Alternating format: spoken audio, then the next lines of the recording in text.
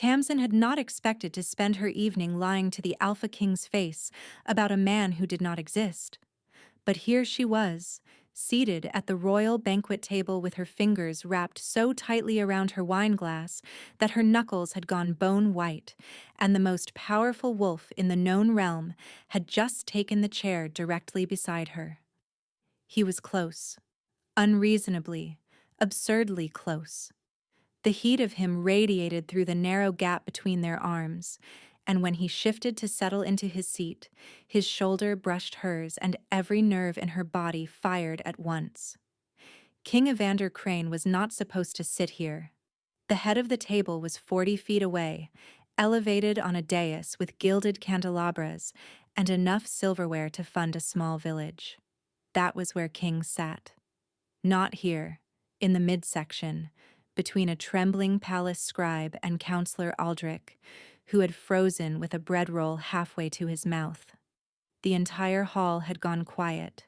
300 guests sat at long tables draped in deep green cloth, and every single one of them was staring.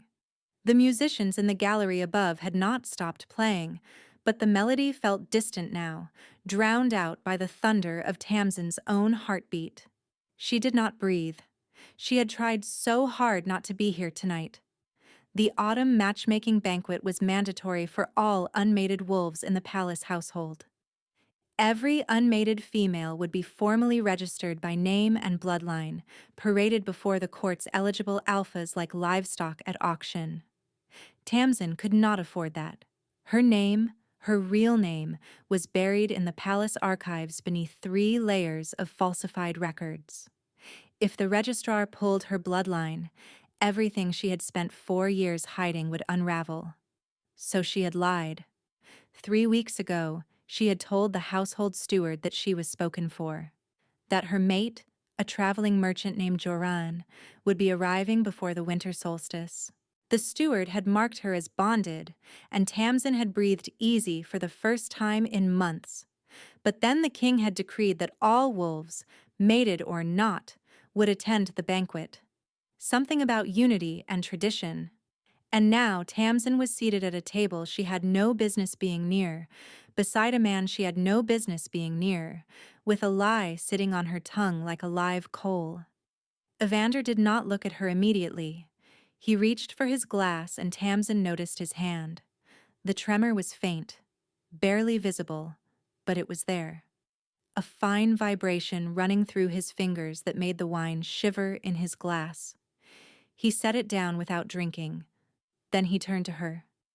His eyes were the color of iron, pale gray and sharp enough to cut. They swept over her face with the focused precision of a man accustomed to reading battlefields, and Tamsin felt every thought in her head scatter like startled birds. "You are the scribe," he said. Not a question. "Yes, Your Majesty." Her voice came out thin and ridiculous. "The one with the mate. The merchant." Tamsin's stomach plummeted through the floor. He knew about Joran. How did he know about Joran? Joran did not exist. "Yes," she managed. "Joran. He travels. A great deal. Very far. Often." The king studied her for a moment that lasted approximately 9 years. "And where is he tonight?" Evander asked. "The eastern provinces," Tamsin said, because it was the farthest place she could think of. "Grain routes. Very busy season for grain." Something shifted in his expression. Not suspicion exactly, more like the ghost of curiosity passing behind his eyes. He held her gaze a beat longer than was comfortable, then turned back to his plate. Tamsin exhaled so slowly she thought her lungs might collapse. The banquet dragged on. Courses arrived and departed. Tamsin pushed food around her plate and tried to become invisible, which was difficult when the king was 3 inches to her left. She could smell him, cedar and iron and something darker beneath that she could not name. It filled her chest with each breath and made her pulse do something inconvenient. Then she noticed it again. His hand on the table, the tremor. It had been constant when he first sat down, but now, 20 minutes later, his fingers were still. Completely, perfectly still. Tamsin stared at his hand, then looked up at his face. His jaw had loosened. The rigid set of his shoulders had eased by a fraction. He looked, for the first time since sitting down, almost calm. He caught her staring. "Something wrong?" he asked. "No, Your Majesty. Nothing at all." She dropped her gaze and did not look at him again for the rest of the evening. When the banquet finally ended, Tamsin stood so fast her chair scraped against the stone floor. She muttered something about needing air, curtsied badly, and fled toward the corridor. She made it maybe 30 steps before the footsteps registered behind her. Not hurried, not aggressive, just steady and deliberate and following. She glanced over her shoulder. A palace guard walked 10 paces behind her, his face expressionless, his hand resting on the pommel of his sword. He was not there by accident. Tamsin did not sleep. She lay in her narrow cot in the servants' quarters and stared at the ceiling and replayed every word she had said to the king, searching for the exact moment she had sealed her own fate. Grain roots. She had said grain roots. To the Alpha King, who controlled every trade route in the realm and would certainly know that the eastern provinces had been closed to merchants for 6 weeks due to flooding. She pressed her palms against her eyes and groaned. By morning, she had convinced herself of 3 possible outcomes. 1, the king had already forgotten about her, which seemed unlikely given the guard. 2, the king had seen through her lie about Jorin and was going to have her investigated, which would uncover her real identity and end with her in chains. Or 3, something worse she had not yet imagined. The knock came just after dawn. Not a guard this time. The man standing in her doorway was lean, composed, and dressed in the dark gray wool of the king's inner circle. His face carried the permanent expression of someone who had seen everything and been surprised by none of it. "Miss Tamsin," he said, "my name is Headrick. I serve as the king's second." The beta. Tamsin's mouth went dry. "If you would come with me," Headrick continued, "there is a matter that requires your attention." "Am I in trouble?" Tamsin asked, because she had never been good at pretending she was not terrified. Headrick's expression did not change. "That depends entirely on the next hour." The walk was long enough for Tamsin to imagine 6 different versions of her own execution. In 3 of them, the king personally threw her off the palace ramparts. In 1, he simply looked at her with those iron-gray eyes and she disintegrated on the spot. He led her through corridors she had never walked, past the archive wing where she spent her days, past the council chambers, deeper into the palace's private heart. They stopped at a small room with no windows and 2 wooden chairs. "Sit," Headrick said. He closed the door. Tamsin sat. "Tell me about your mate," Headrick said, settling into the opposite chair with his hands folded in his lap. Tamsin's pulse spiked. "Jorin. He is a merchant. We have been together for almost a year. He is tall and has brown hair and he is very kind." "Where did you meet?" "At the river market. He was selling leather goods." "What is his family name?" Tamsin opened her mouth. Nothing came out. She had never given Jorin a surname. She had barely given him a personality.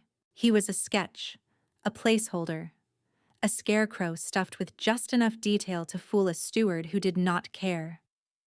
"Madden," she said, picking the most unremarkable name she could summon. "Jorin Madden." Headrick watched her with the steady patience of a man untangling a knot. "And his trade route. It runs through the eastern provinces, you said." Tamsin nodded, then felt the blood drain from her face. The eastern provinces, the floods, 6 weeks of closed roads. She watched Headrick's eyes and knew, with sickening certainty, that he already knew. He let the silence stretch. Tamsin's palms were slick with sweat. "Miss Tamsin, I am going to ask you a question and I need you to answer honestly." She braced herself. "Have you noticed anything unusual about the king?" Of all the things she had expected, that was not one of them. "Unusual?" she repeated. Anything at all? Any change in his demeanor while he sat beside you last evening? Tamsin thought of the tremor in his hand, the way it had stopped, the way his shoulders had loosened and his jaw had unclenched like something inside him had finally exhaled. His hand, she said carefully. It was shaking when he sat down. And then it stopped. Hadrick's composure cracked for exactly 1 second.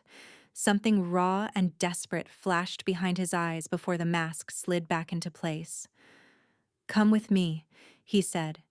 He led her to a different room, larger, with a broad oak desk covered in maps and correspondence. Morning light fell through tall, narrow windows, catching the dust motes in pale shafts. The king was already there, standing at the window with his back to the door. He did not turn when they entered. "Sit anywhere along the wall," Hadrick murmured. "Do not speak unless spoken to. Do not leave unless I tell you." Tamsin lowered herself into a chair by the bookcase. Her heart hammered against her ribs so loudly she was certain both men could hear it. Evander turned from the window and moved to his desk. He did not look at her.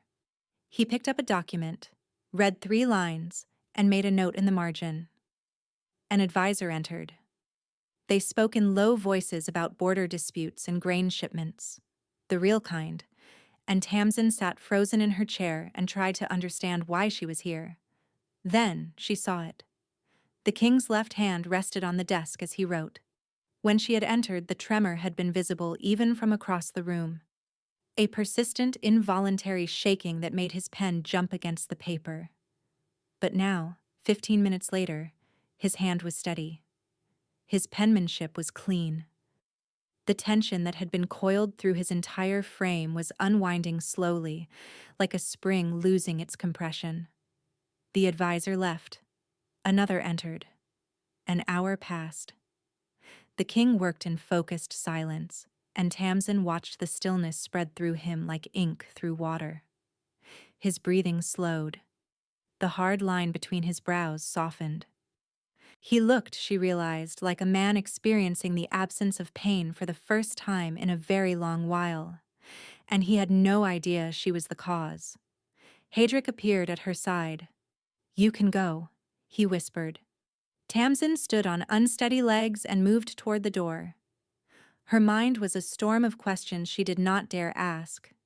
What was wrong with him? Why did it stop when she was near? And what would happen when he discovered that the mate she had invented to avoid this very banquet did not exist? She was 2 steps from the corridor when Hadrick's voice stopped her. "Miss Tamsin." She turned.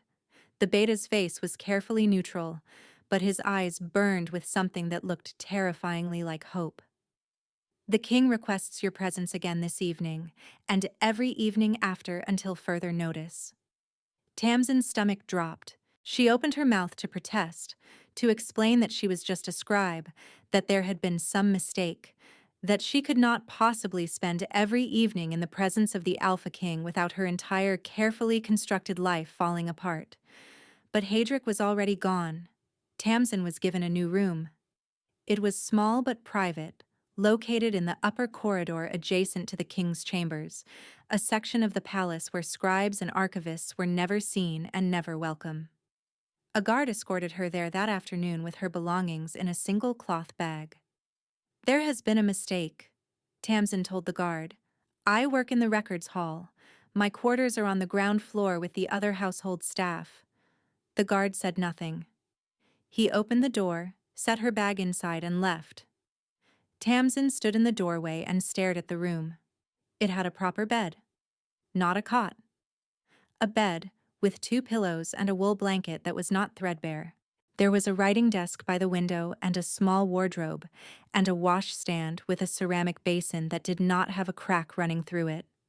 She had not slept in a room this nice since before her father's trial, since before the soldiers came, since before the name, a vestry became something whispered in corridors and spat in taverns instead of spoken with respect. She pressed her hand against the wall and breathed. 4 years she had been Tamsin Marsh. 4 years of keeping her head low, her voice quiet, her bloodline buried in the one place no one would think to look for it, inside the palace archives themselves, filed under a dead woman's name. 4 years of being invisible, and she intended to keep it that way. Whatever the king wanted with her, it could not be allowed to pull her into the light. That evening, Hadric collected her and walked her to the king's study.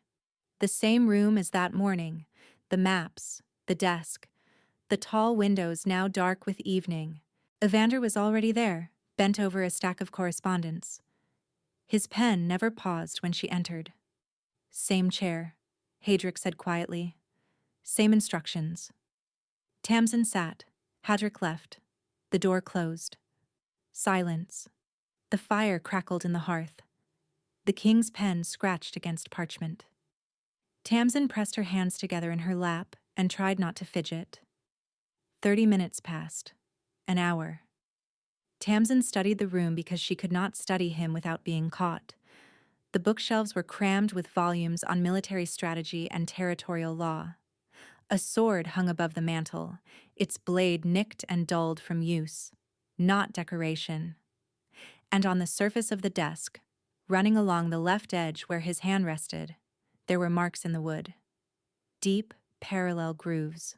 4 lines, evenly spaced, carved into the oak with something sharper than any blade. Claw marks. Tamsin's breath caught. She looked at the king's hand. Steady now, human, his fingers wrapped around the pen with careful control. But those marks had not been made by a pen. "You are staring," Evander said without looking up. Tamsin flinched. "Apologies, Your Majesty." More silence. The fire popped. A log shifted and sent a spray of sparks up the chimney. "You may speak if you wish," he said after a while. "The silence is not required." Tamsin blinked at him. "Hadric told me not to speak unless spoken to. Hadric is not king." A pause. Tamsin felt the absurd, reckless urge to laugh. She did not. "What would you like me to speak about, Your Majesty?" she asked. "Whatever you like, it does not matter." So Tamsin talked. There was nothing else to do. She told him about the archive, about the water damage that had destroyed an entire shelf of census records last spring, and how she had spent 3 months reconstructing them from secondary sources. She told him about the mouse that had taken up residence in the theology section and how she had named it Cornelius. She told him about the ancient trade agreement she had found between his great-great-grandfather and a neighboring pack that had been misfiled under livestock disputes for at least 60 years.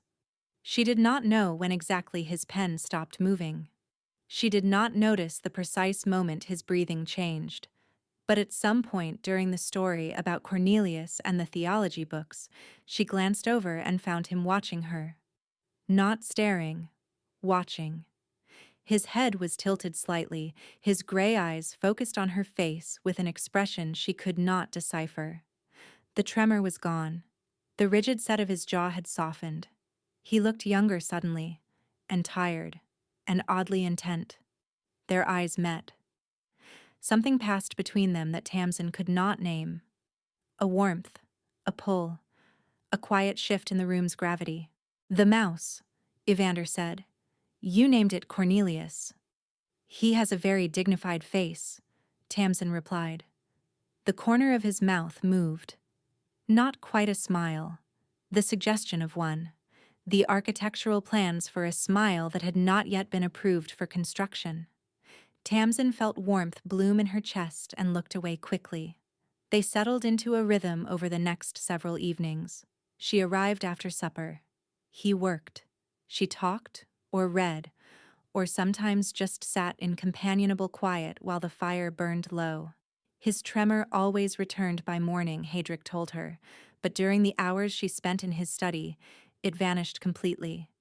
She began to notice things, the way he angled his chair slightly toward hers when she spoke, though he never acknowledged doing it.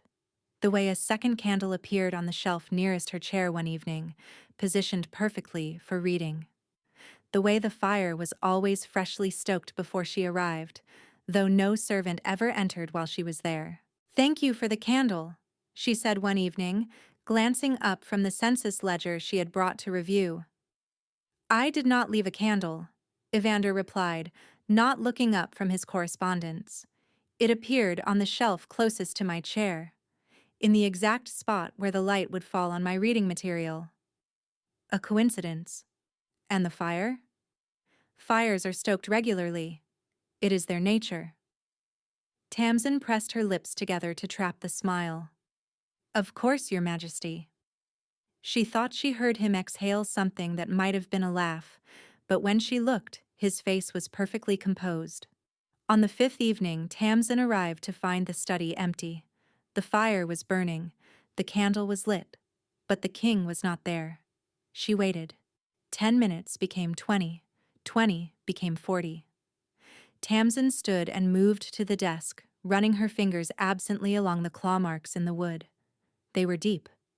Whatever had made them had done so with tremendous force. A sound reached her from beyond the far wall. Low, guttural, and wrong. Not a voice. Not quite an animal. Something caught between the two. Something in agony. Then a crash, heavy and violent, followed by the grinding shriek of furniture being dragged across stone. The sound was coming from the king's private chambers. Tamsin's feet carried her to the connecting door before her mind could intervene. Her hand found the handle. Every instinct screamed at her to stop, to turn around, to wait for Heydrich, to remember that she was a scribe with no business opening doors that did not belong to her. She opened it anyway. The king's chambers were destroyed. A chair lay splintered against the far wall. The mirror above the washstand was shattered. Deep gouges ran across the stone floor in long, jagged arcs. And in the center of the wreckage, on his knees, was Evander. His hands were pressed flat against the floor, his fingers ending in claws that were not fully human. His shoulders heaved with ragged, uneven breaths. His eyes, when he lifted his head and looked at her, were not gray. They were solid gold. For 3 seconds, neither of them moved. Evander crouched in the wreckage of his chambers, his chest heaving, his fingers tipped with claws that had shredded the stone floor like wet clay. The gold in his eyes pulsed with something feral and desperate and aware. He saw her. He knew she was there, and something in those inhuman eyes looked terrified. Not of her, of what he might do to her. Get out, he rasped. His voice was wrong, layered as if 2 throats were speaking at once. Tamsin did not move. Her heart was slamming so hard she could feel it in her teeth, but her feet stayed rooted to the floor. Get out! The words tore from him like a wound opening, and his body convulsed. She watched the claws retract, watched his fingers curl against the stone, human again, but shaking violently. The gold in his eyes flickered, dimmed, and the gray bled back in like clouds swallowing the sun. He collapsed forward onto his hands and knees, breathing like a man who had been drowning and only just broken the surface. Tamsin knelt. Slowly, carefully, the way one approached a wounded animal. She reached out and placed her hand on his shoulder. The tremor stopped. It did not fade or taper off. It stopped, immediately, like a door slamming shut. Evander went rigid beneath her touch, his breath catching, his entire body going unnaturally still. Then a shudder ran through him, deep and full, and the remaining tension poured out of him like water from a cracked vessel. His forehead dropped to the floor. Please leave, he whispered. No, Tamsin said.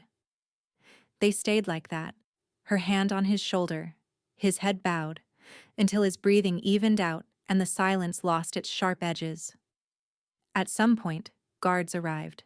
Heydrich appeared behind them, took one look at the scene, and raised his hand to stop them in the doorway. His gaze moved from the king to Tamsin and back again. He said nothing. He simply waited. When Evander finally lifted his head, the gold was gone entirely. He looked exhausted, hollowed out, like someone had scooped the marrow from his bones. Leave us, Evander said to the guards. His voice was his own again. The guards withdrew. Hadric remained. How long has this been happening? Tamsin asked, directing the question at neither man in particular. Evander said nothing. 8 months, Hadric answered. Since the campaign against the Stone Ridge Pack. Tamsin looked at the claw marks on the floor, the splintered chair, the shattered mirror. 8 months of this. 8 months of the Alpha King tearing his own chambers apart in the dark while the court slept. It is getting worse, Hadric continued, his tone measured but thin around the edges. The episodes are more frequent. They last longer. He comes back slower each time. Comes back from what? Tamsin asked. Hadric looked at Evander. The king's jaw tightened. My wolf, Evander said quietly, is consuming me. The human mind and the wolf are meant to coexist. Mine no longer do. During the episodes, the wolf surfaces and the man disappears. He paused. His hand, still resting on the floor, curled into a fist. Each time it takes longer to return. The words settled over Tamsin like frost. And eventually, you will not come back at all. He did not deny it. It is a curse, Hadric said. A blood shaman of the Stone Ridge Pack. His name was Farran. He was dying when he cast it. He used his last breath. Tamsin stared at the beta. A curse that turns the wolf against the man. A curse that severs the bond between them. The wolf grows dominant. The human mind erodes. In the end, there will be nothing left but the beast. And no one knows? Tamsin asked, her voice barely steady. The court? The council? None of them have seen this? The king has concealed it, Hadric said. With considerable effort and cost, the destroyed furniture is replaced before morning. The guards who witnessed the episodes are sworn to silence. The tremor in his hands is explained as a war injury. He paused. But the deception cannot hold much longer. The episodes are growing too violent, too frequent. He shifted partially during a council session last week. Only for a moment, but the counselors noticed his eyes. Silence pressed into the room. Tamsin looked down at her hand, still resting on the king's shoulder. She could feel his heartbeat through the fabric of his shirt, steady now, calm. But it stops when I am here, she said. Neither man answered. Neither needed to. Tamsin removed her hand slowly and stood. I want to speak with your healer. Hadric led her to Marin's quarters that same night. The palace healer was older, sharp-featured, with silver-threaded hair pulled back in a tight knot, and eyes that missed nothing. She listened to Tamsin's account with her arms folded and her expression unreadable. The calming effect is consistent with a nascent mate bond, Marin said when Tamsin finished. The wolf recognizes what the man has not yet accepted. Your presence anchors his human side because, on an instinctive level, the wolf will not harm its own mate. Tamsin's breath caught. Mate, she repeated. The word felt enormous. Nascent, Marin emphasized. Incomplete, unacknowledged, but present. She paused, studying Tamsin's face. You have felt it, I suspect. The pull. The awareness of him even when he is not in the room. Tamsin thought of the way she could sense him from 2 corridors away. The way his scent lingered in her lungs hours after leaving his study. The ache in her chest that had no name and no explanation. I thought I was imagining it, she whispered. Marin's expression softened by exactly 1 degree. You were not. The bond explains why his wolf retreats in your presence. It recognizes you as its anchor, its tether to the human side. Without that tether, the curse has nothing to resist it. So without me, the curse wins, Tamsin said slowly. Without you, Marin replied, there is no fight at all. The wolf simply devours the man. Does he know? Knowing and accepting are different things, Marin said carefully. The king has bigger concerns at the moment than the state of his heart. Tamsin returned to her room and sat on the edge of her bed in the dark. Mate, She was the Alpha King's mate, a scribe, a liar, a woman hiding behind a dead woman's name with a fake lover she had invented to avoid a banquet. The absurdity of it threatened to swallow her whole. She pressed her hands against her face and laughed, a thin, desperate sound that was dangerously close to a sob. What would happen when he found out about Joran? When he discovered the mate he was supposedly bonded to had fabricated a lover out of thin air? Would the bond survive the deception? Would he? Sleep never came that night. The episodes worsened. Over the next week, Tamsin was present for 3 of them. The first happened in his study while she was reading aloud from a territorial dispute she had found in the archives. His pen faltered. His hand clenched. The gold crept into his irises like sunrise bleeding through fog. She crossed the room without thinking, placed both hands on his forearms and held on. The gold receded. His breathing steadied. He stared at her hands on his arms and said nothing. The second happened at midnight. A guard pounded on her door, and Tamsin ran barefoot through the corridor in her nightgown to find Evander's chambers in ruin again. He was standing this time, his back pressed against the wall, his claws dug into the stone behind him like he was physically preventing himself from moving forward. The sounds he made were not human. She stood in the doorway and said his name. His eyes, solid gold, locked onto her face. For one terrible moment she saw no recognition in them. Nothing human at all. Then he blinked. The gold cracked. He slid down the wall and sat on the floor, his head falling back against the stone. Tamsin, he said, like her name was the first word he had relearned. The third episode was the worst. She arrived in his study to find Hadric already there, standing between the king and the door with his arms spread wide. A fresh cut marked the skin above the beta's eye. Evander was across the room, partially shifted, his chest and arms rippling with dark fur, his features caught between man and wolf in a way that made Tamsin's blood run cold. "Do not come in here," Hadric ordered, his voice strained. Tamsin pushed past him. She walked toward the king with her hands open and her heart in her throat. Every step felt like walking into a furnace. His wolf eyes tracked her, predatory and burning, and she could hear a low growl vibrating in his chest like a warning. "Evander," she said softly. The growl deepened. "I know you are in there." She stopped 3 feet away, close enough to touch, close enough for him to reach her if the wolf decided she was a threat. "Come back." His clawed hand shot out and caught her wrist.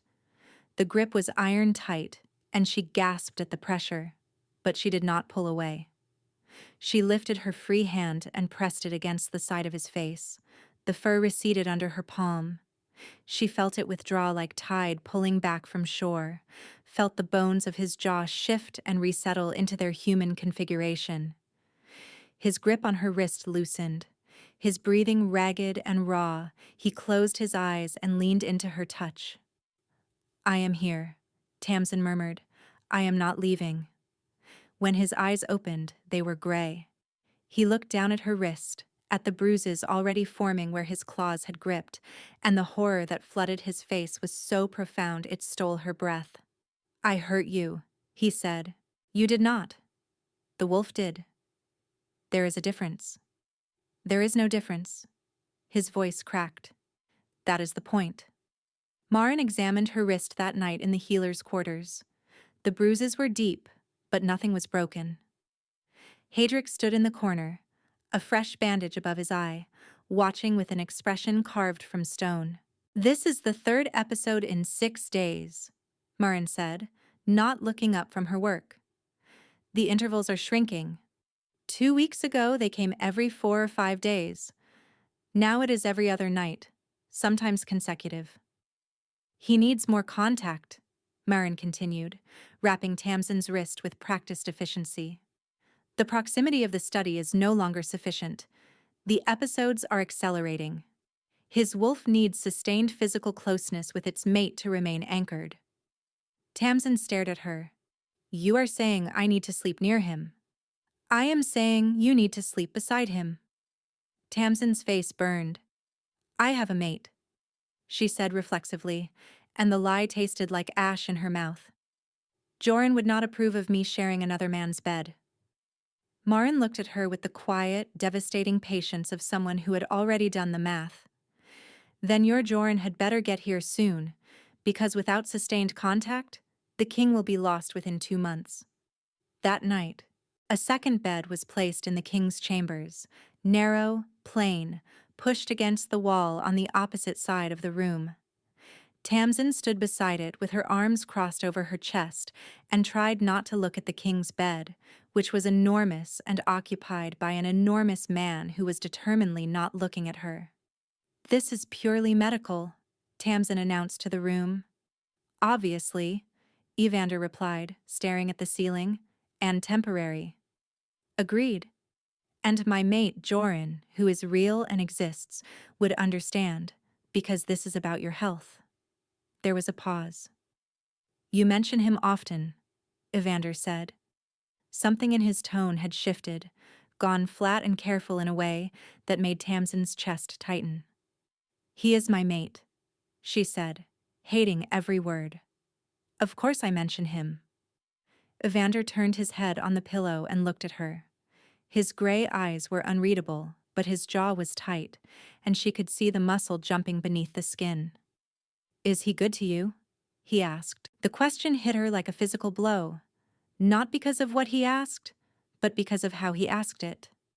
Quietly, carefully, like a man who already knew the answer would hurt but needed to hear it anyway. And beneath the question, she heard the one he was really asking, the one he would never say aloud.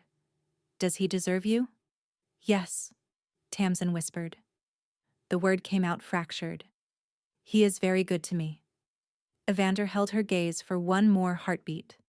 She watched something dim behind his eyes, a quiet extinguishing, like a candle pinched between careful fingers. Then he turned back to the ceiling. "Good," he said. "That is good." The room went dark. Tamsin lay on the narrow bed and pressed her hand against the ache in her chest and listened to his breathing slow and deepen and steady as the proximity did its work. He was calm. He was sleeping. She was destroying him with a lie, and she could not stop. Tamsin was not prepared for what sharing a room with the Alpha King actually meant.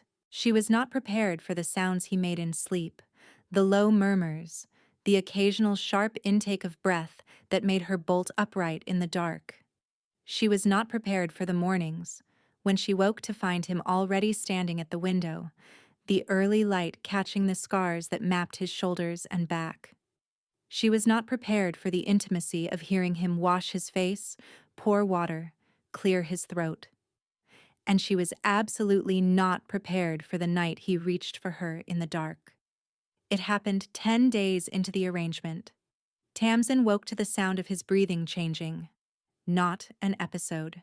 Something softer and more frightening. A hitch, a stutter. The raw sound of someone dreaming something terrible. She went to him on bare feet and sat on the edge of his bed. "Evander," she whispered. His hand found hers before she could reach for him. His fingers closed around hers, tight and desperate and hot, and he pulled her arm toward his chest. In his sleep, he curled around her hand like it was the only solid thing in a dissolving world. Tamsin sat perfectly still, her heart hammered against her ribs. His face, pressed against the back of her hand, was slack with sleep, his brow smooth, his mouth relaxed. Whatever nightmare had gripped him had released its hold the moment he touched her. She should go back to her bed. She should pull her hand free and retreat to the narrow cot against the wall and preserve the boundaries that were already eroding. She stayed. She woke hours later curled on top of the blankets beside him, his arm draped over her waist, her back pressed against his chest. The heat of him engulfed her. She could feel every breath expand against her spine. His hand rested on her stomach, heavy and possessive even in sleep. When he woke, she felt it. The stillness, the held breath, the way his entire body went rigid as he registered the position. Then his arm tightened. He drew her closer, buried his face in her hair, and inhaled so deeply his chest shuddered. A sound escaped him, low and aching and barely human, and she felt his lips brush the nape of her neck. Then he let go. He pulled away so fast the cold rushed in like a wave, and she heard him cross the room and shut the washroom door behind him. Tamsin pressed her face into his pillow and breathed in the scent of cedar and iron and wanted to scream. That evening, Evander asked about Joran again. They were in his study. The fire was low. Tamsin was pretending to read a ledger while her mind replayed the morning in agonizing detail. "When does your mate return?" Evander asked. His voice was casual. His knuckles were white around his pen. "Soon," Tamsin said. "Before the solstice. You must miss him." Every word was a blade she was driving into her own chest. "I do." "The bond between a mated pair is not something that tolerates distance well," Evander continued, still not looking at her. "If he cares for you, he should be here." Tamsin's throat constricted. "He has obligations. He has a mate." The pen snapped in his hand. He stared at the broken halves, set them down carefully, and selected another from the tray. "Forgive me. It is not my concern." "But it is," Tamsin thought. "It is your concern because Joran does not exist, and I am your mate. And every night I lie beside you and hold your hand in the dark and listen to you breathe, and I am falling apart because I cannot tell you the truth." She opened her mouth. The confession sat on her tongue, ready, desperate. "Evander, I need to tell you something." He looked up. His gray eyes found hers, and the raw hope she saw there made her stomach lurch. Before she could speak, the door burst open. Hadric stood in the doorway, breathing hard. "Your Majesty, there has been an incident at the northern border. A Stone Ridge loyalist faction. They are demanding audience." The moment shattered. Evander rose from his desk, the king replacing the man in the space of a single breath. "How many?" 30. "They carry the shaman's banner." Evander moved toward the door, pausing beside Tamsin without looking at her. "Stay here," he said. "I will return." He did not return. Tamsin waited 3 hours. Then Hadric appeared, his face grim. "The king has ordered you back to your quarters," Hadric said. "Why?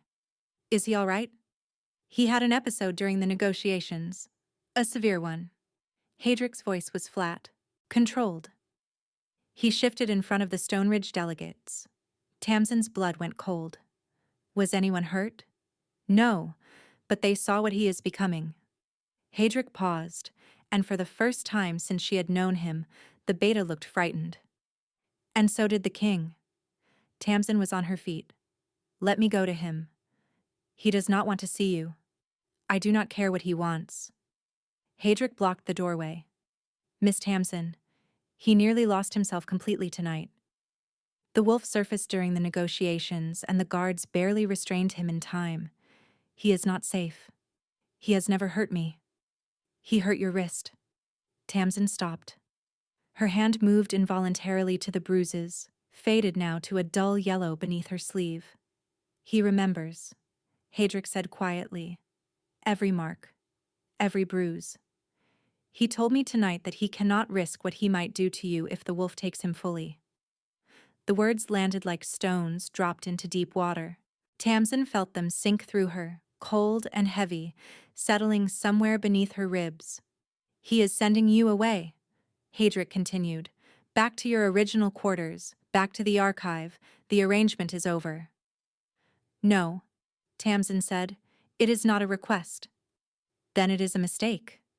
You know what happens when I am not near him. The episodes worsen. He deteriorates." "As do you," Hadric said, and his gaze dropped to her hands. She looked down and realized they were shaking. Not the king's tremor. Something different.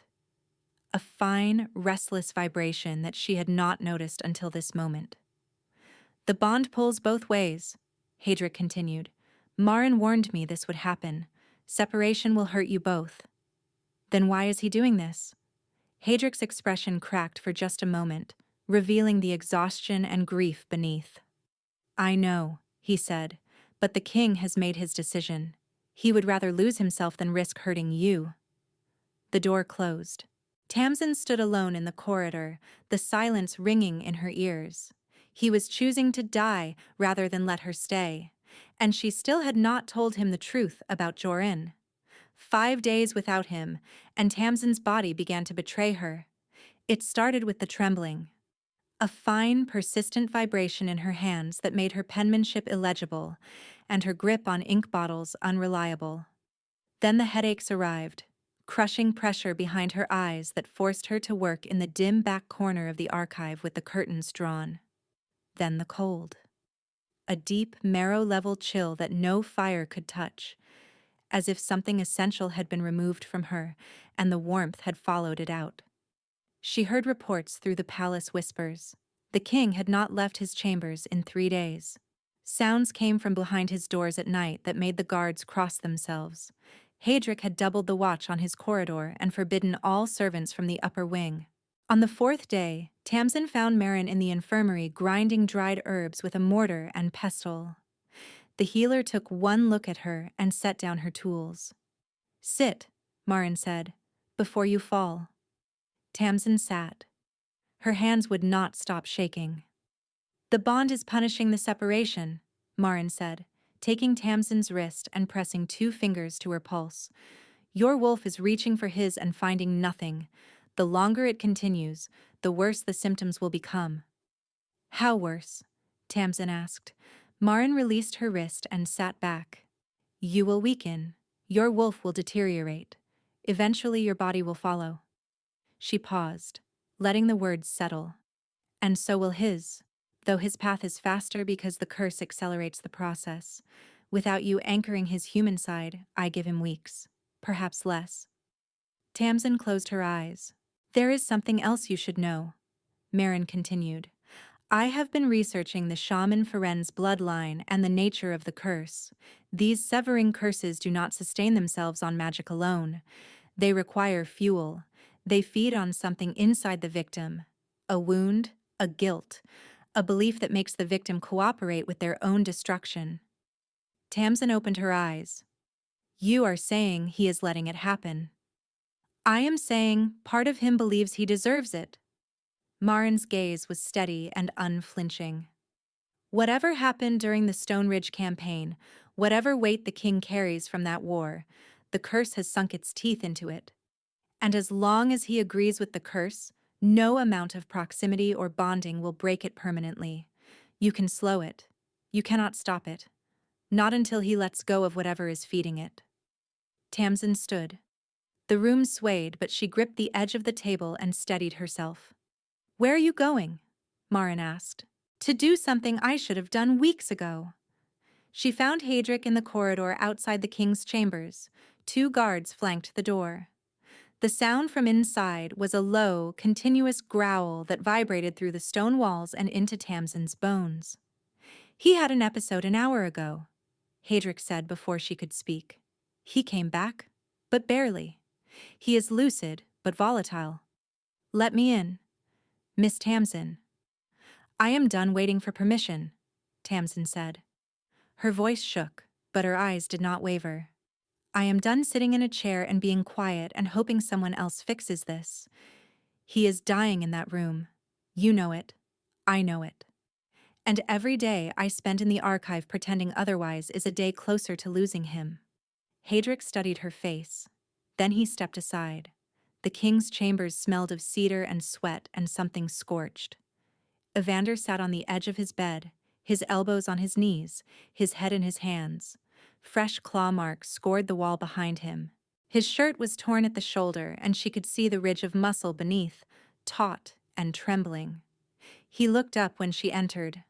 The relief that flooded his face lasted exactly 1 second before he crushed it. I told you to stay away, he said, his voice rough and wrecked. You told Hadrick to keep me away. There is a difference. She closed the door behind her.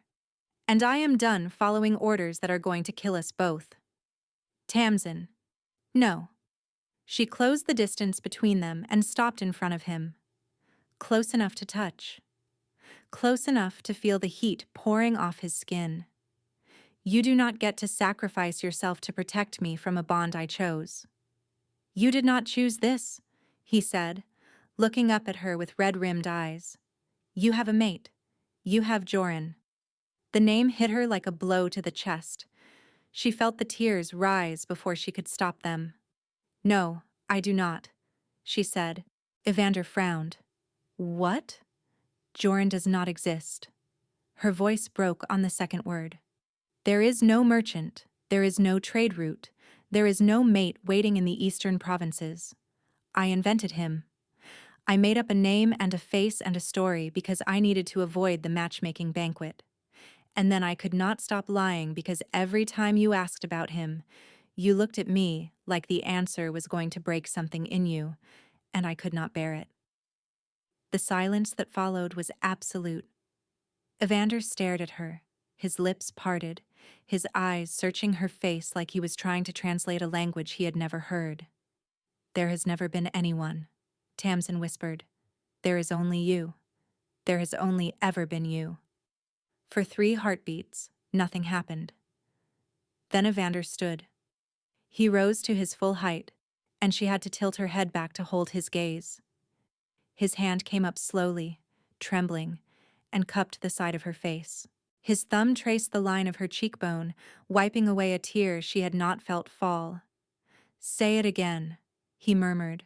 There is no Joran. Not that. His voice had dropped to something raw and shattered. The other part. Tamsin's breath caught. There is only you. He kissed her. It was not gentle. It was desperate and consuming, and tasted of salt and relief, and the accumulated ache of weeks spent pretending he did not want exactly this. His hand slid into her hair, tilting her head, and she gripped his torn shirt and pulled him closer. I should have told you sooner, she gasped against his mouth. I am sorry, I am so sorry. Stop talking, he said, and kissed her again. She kissed him back with everything she had, and he held her like she was the only thing keeping him tethered to the earth. When he finally pulled back, his forehead resting against hers, his breathing unsteady, she could feel the bond between them humming with a warmth that went deeper than touch. Stay, he whispered. I am not going anywhere, she replied. That night, the bond between them was sealed. Not just with words, not just with proximity, but with the ancient, instinctive claiming that their wolves had been reaching toward since the moment she first sat beside him at the banquet. He marked her, and she marked him in return, and the bond erupted through her chest like sunrise breaking over a dark horizon, golden and warm and absolute. They lay tangled in the aftermath, breathing hard, his forehead pressed against hers. His hand rested over her heart, and hers over his, and through the bond she could feel everything, his relief, his wonder, his fear. And beneath it all, buried deep and still pulsing, the wound the curse fed on. Evander, she whispered, what happened at Stone Ridge? His body went rigid. The warmth between them cooled by 1 degree. Not tonight, he said. Then when? He pulled her against his chest, tucking her head beneath his chin, and held on like she might disappear. Soon, he promised. She let it go. She closed her eyes and listened to his heartbeat and let the bond hum between them, bright and new and terrifying. She fell asleep in his arms, safe and warm and whole. She woke in a forest made of teeth. The trees were black. Not dark, not shadowed black, as if they had been carved from obsidian and planted in soil made of ash. Their branches curved inward like ribs, forming a canopy so dense that no sky was visible above. The air was cold and tasted of iron. Tamsin stood barefoot on ground that yielded beneath her feet like something breathing. Every instinct in her body screamed at her to run. She did not run. Evander, she called. Her voice echoed strangely, bending around the trees and returning to her distorted, as if the forest itself was repeating her words back incorrectly. Through the bond, she could feel him. Close, but muted, like hearing someone speak from behind a closed door. She followed the pull, moving between the black trees, stepping over roots that shifted beneath her weight. The clearing opened without warning. One moment she was surrounded by the suffocating press of the forest, and the next she was standing at the edge of a ring of bare earth.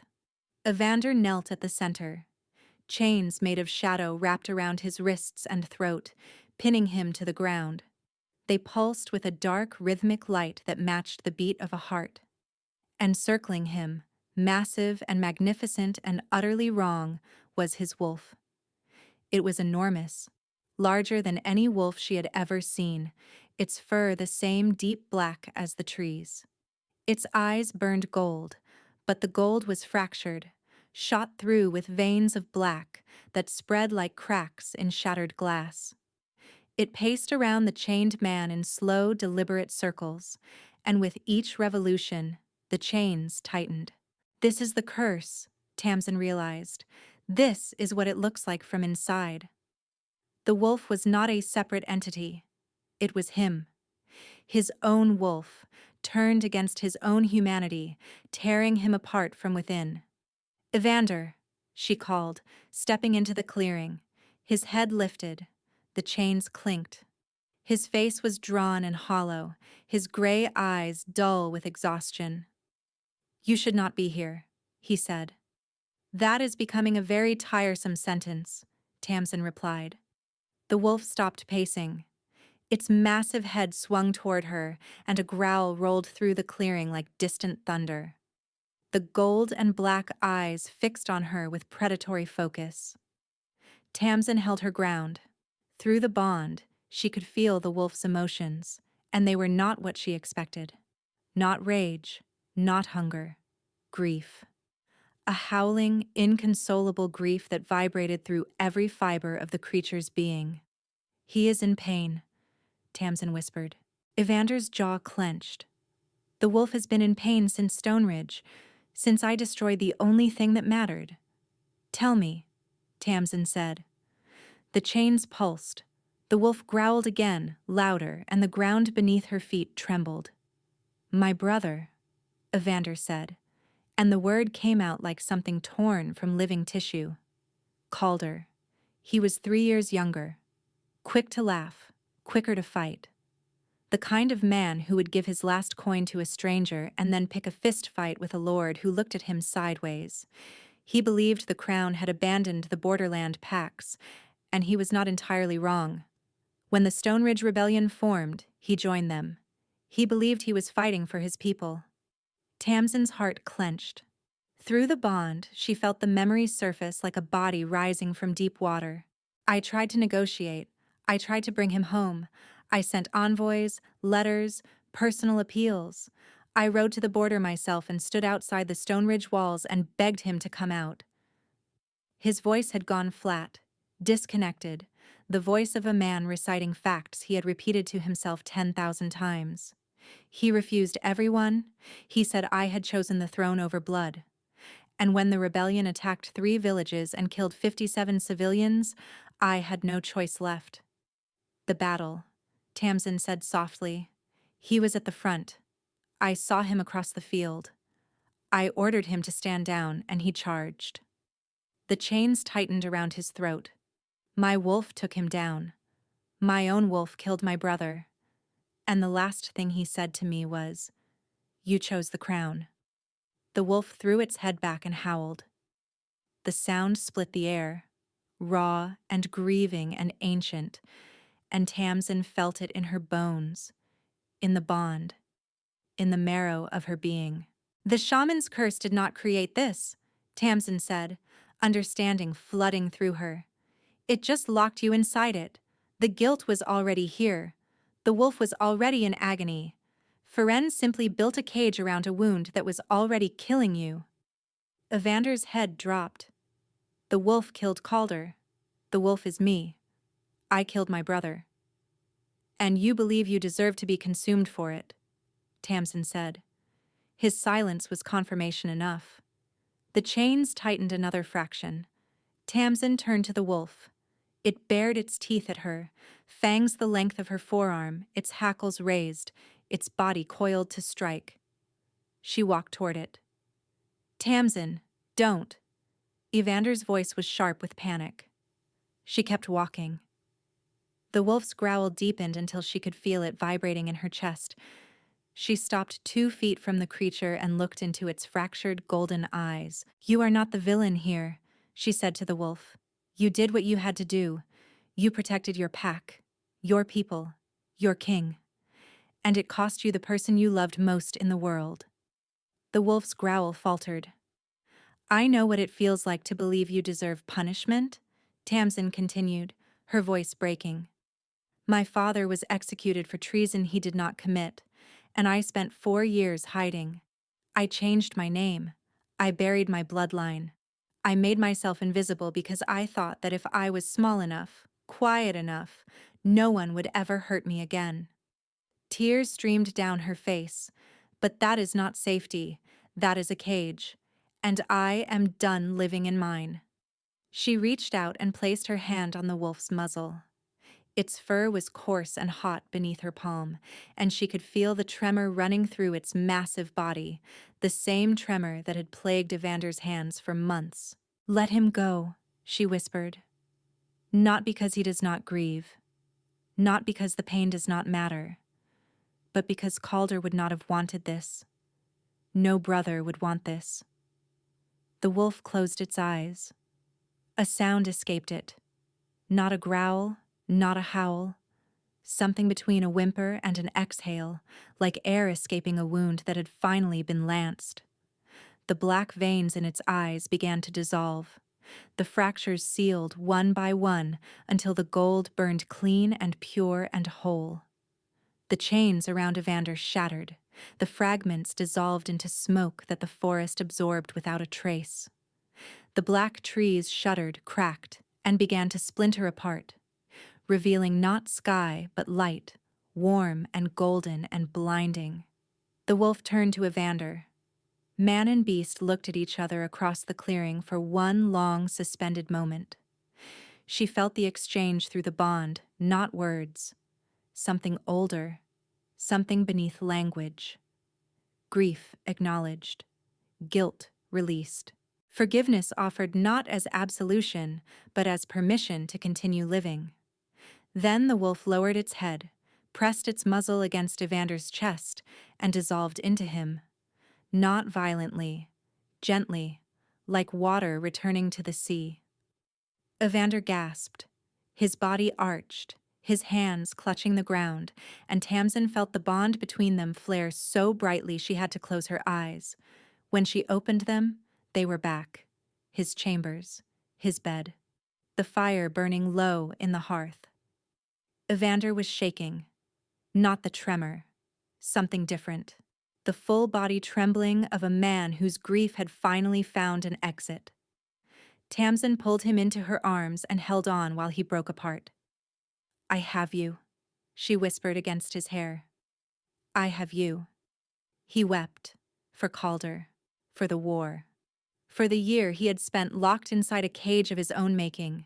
Tamsin held him through all of it, her fingers in his hair, her heartbeat steady against his. When the shaking stopped, he pulled back and looked at her. His eyes were gray, just gray, clear and calm and human. It is quiet, he said, his voice full of wonder.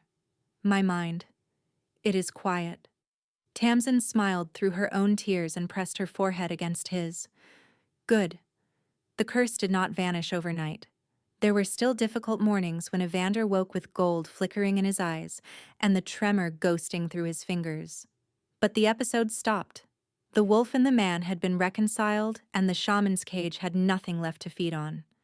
Marin confirmed it within the week. The severing was reversing itself. Slowly, measurably, irreversibly. The wolf is healing, she told Tamsin privately. And so is the man. When the court learned Tamsin's real name, Tamsin of Vestry. The reaction was precisely as chaotic as she had feared. The daughter of a convicted traitor bonded to the Alpha King. The whispers became shouts. Demands for annulment reached the council table within hours. Evander ended the debate in 4 sentences. He ordered her father's case reopened, and within a month, the evidence of false testimony was so overwhelming that the conviction was overturned posthumously. The name of Vestry was restored to the court records, not as a mark of treason, but of loyalty. "You did not have to do that," Tamsin told him that night, her voice thick. "Yes, I did," he replied simply. Months later, at the winter solstice banquet, Tamsin sat beside the Alpha King at the head of the table. Not in the midsection, not on a bench between a counselor and a bread roll. At the head, beside her mate, where she belonged. Evander leaned toward her, his mouth close to her ear. "Counselor Aldrich has been staring at you for 10 minutes. He is still recovering from the shock," Tamsin whispered back. "Should I have him removed?" "Evander, I am the king.